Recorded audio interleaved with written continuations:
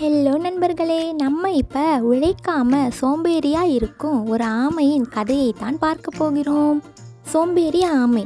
ஒரு அழகான காட்டில் எல்லா விலங்குகளுமே மகிழ்ச்சியாக வாழ்ந்து கொண்டிருந்தன. அந்த காட்டில் ஒரு ஆமை இருந்தது. ஆனால் அந்த ஆமைக்கு ஒரு பெரிய குறை இருந்தது. அது மிகவும் சோம்பேறித்தனமாக இருந்தது. மற்ற விலங்குகள் எல்லாரும் காலையில் சீக்கிரமாக எழுந்து வேலையை செய்து முடித்துவிடும். எறும்புகள் உணவு சேகரிக்கும், முயல்கள் காய்கறியை தேடும், பறவைகள் தங்கள் கூட்டை சரி செய்யும். ஆனால் அந்த ஆமை மட்டும் என்ன செய்யும் தெரியுமா? அது ஒரு மரத்தின் கீழ் படுத்துக்கொண்டு தூங்கும். எல்லாத்தையும் நாளை பார்த்துக்கலாம், இன்னும் நேரம் இருக்கு என்று சொல்லிக்கொண்டே வேலையை தவிர்க்கும். ஒரு நாள் வானில் கருமேகங்கள் சூழ்ந்தன.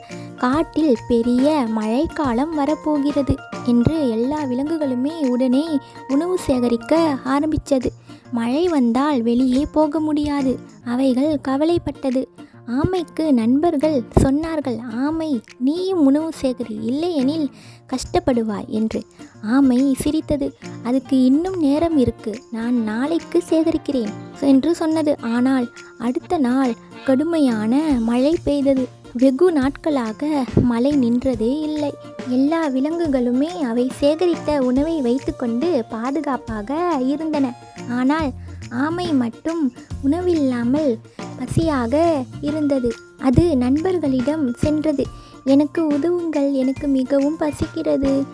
நண்பர்கள் சொன்னார்கள், நாங்கள் எல்லோரும் உழைத்தோம், ஆனால் உன்னையும் உழைக்க சொன்னோம், நீ எங்கள் சொல் பேச்சியை கேட்கவில்லை என்று சொன்னார்கள். அப்போது தான் ஆமை தனது தவறை உணர்ந்தது. நான் இனி சோம்பேறியாக இருக்க மாட்டேன், தினமும் கொஞ்சம் கொஞ்சமாக உழைப்பேன் என்று முடிவு பண்ணியது. மழைக்காலம் முடிந்ததும் ஆமை தினமும் சிறிது நேரம் வேலை செய்ய ஆரம்பித்தது. அது இனி சோம்பேறியாக இல்லை. நீதி: சோம்பேறித்தனம் நஷ்டத்தை தரும், உழைப்பே நமக்கு பாதுகாப்பையும் வெற்றியையும் தரும். நன்றி நண்பர்களே. இந்த கதை உங்களுக்கு பிடிச்சிருந்துச்சுன்னா நம்ம கார்ட்டூன் டுடே சேனலை சப்ஸ்கிரைப் பண்ணிக்கோங்க. உங்களுக்கு அடுத்தடுத்த கதைகள் உடனுக்குடன் வந்து சேரும்.